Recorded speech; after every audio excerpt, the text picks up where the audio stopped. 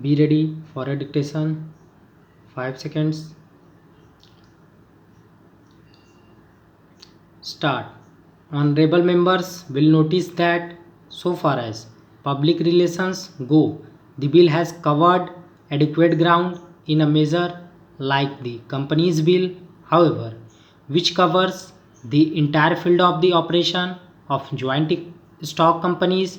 The limits of consultation and discussion can never be exhausted, and I would like to inform honorable members that although the bill was introduced in Parliament over 7 months ago, our officers have been engaged throughout this period in further studies and informal discussions with the interests concerned, and on occasions I have also participated in such discussions. Stop.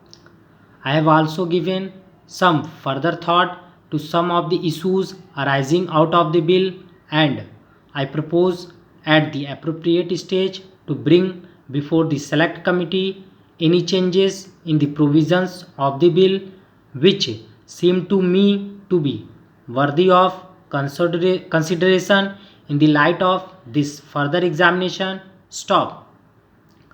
No honorable members will have noticed that the bill contains 6 clauses and 12 schedules. Stop.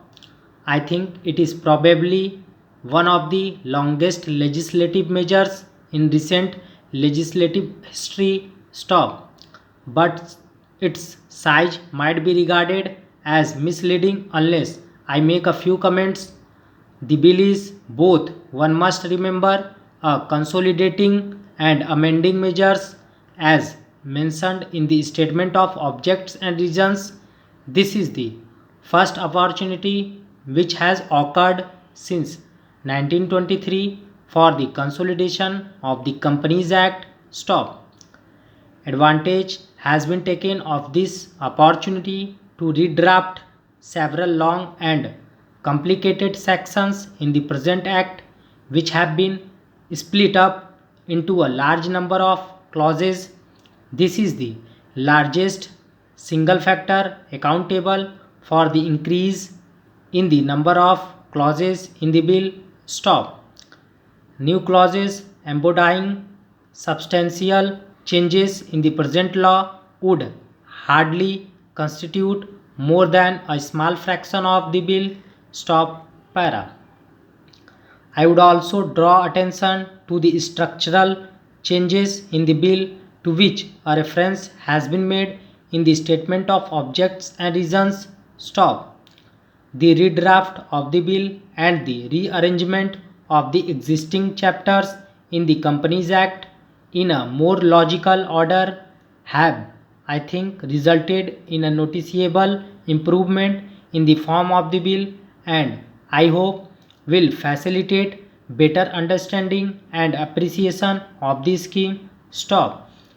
I wish that the act which came into effect long ago was implemented properly. Stop.